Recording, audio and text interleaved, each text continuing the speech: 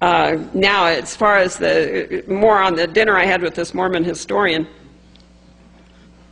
one of the things that I asked him in our long conversation was, well, I have to tell you, this was when I was working on the newsletter that we just put out, Sacred Marriage or Secret Affair, and I'd just been working on all of that and going through all the stories of Joseph Smith's wives and was fairly appalled by the whole thing. And so I'm having dinner with this guy, and I said, how can you avoid the conclusion that Joseph Smith was a sexual predator? And he said, well, you know, that's, he was sincere. But I said, well, no, I don't think that's the way you get it. Because, for instance, in the newsletter, I tell about the case of Lucy Walker. Now, here's a young girl where she's in a family of 10 people, or 10 children. The family converts to Mormonism. They end up moving to Nauvoo. But the mother gets malaria in Nauvoo and dies, and then one of the children dies, so now we're down to 9 kids. And Joseph Smith's solution to this family's situation is to send the father on a 2-year mission to the East Coast, divide up the children into different homes, and take the teenagers into his home. So now he has this 16-year-old girl living in the home with her brother that's a year or so older than her. He starts privately going to the sister to try to convince her to become his plural wife. And she's praying about the whole thing. She doesn't know what to make out of it. Well, then it turns out that Joseph's wife, Emma, and the brother go on a shopping trip to St. Louis. And while they're gone, Joseph gets the girl to marry him. And she's just that day, the day before, turned 17, when she marries him in polygamy behind Emma's back. She later wrote in her own story of her life what a devastating thing and how hard this was for her to do. She said, here I was without mother or father to consult, no one around to go to talk to, and yet being presented with this great issue. And of course she prays and finally feels God spoke to her and told her to do this, and she goes into this plural marriage.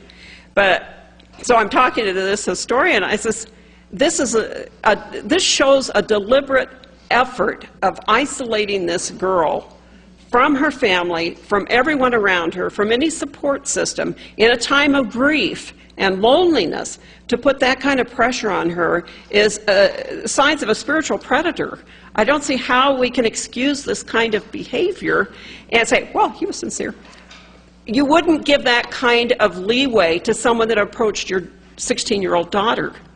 If your pastor came to you, to your 16-year-old daughter behind your back and proposed something like that to her, and you found out about it, you'd be so mad you'd try to kill the guy.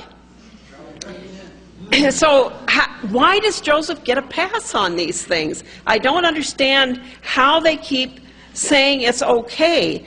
And if you read the story of the different wives, they all are horrible. Going to young teenage girls and saying God sent an angel with a drawn sword that was going to kill Joseph Smith. If he didn't go into polygamy, if she didn't marry him, God was going to kill him. And the struggle, the weight of responsibility this would put on a teenage girl, I'm going to be responsible for the prophet's death? Then he would also put the responsibility on these young girls that if you consent to this, it will ensure your parents' eternal salvation. They will have exaltation. How can a girl say, no, I'm not going to help my parents have eternal life? And so she finally submits to this. But to me, it clearly is the pattern of a sexual predator. But this fellow feels the Mormon Church does more good than harm, and we're here now, and that's where his family's at, and of course he's not living in Utah, so it's much, he's got a lot of non-Mormons around him, and so he doesn't feel the same pressure as you would if you were here locally. But we see this more and more with the scholars of this moving away from any truth claims, and everything becomes relative. Does it work for you? If it's working for you, stay there. If it's not working, then look for something else. And so Our heart is that they come to see truth is important. What we do with our lives is important. The lies of Joseph Smith do affect people. They aren't just innocent things that don't touch other people. Because of Joseph Smith's polygamy, we have all the polygamists today.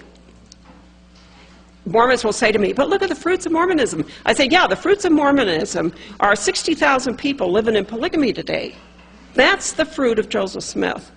Those people wouldn't be in those situations had it not been for him privately going to teenage girls and coercing them into plural marriage.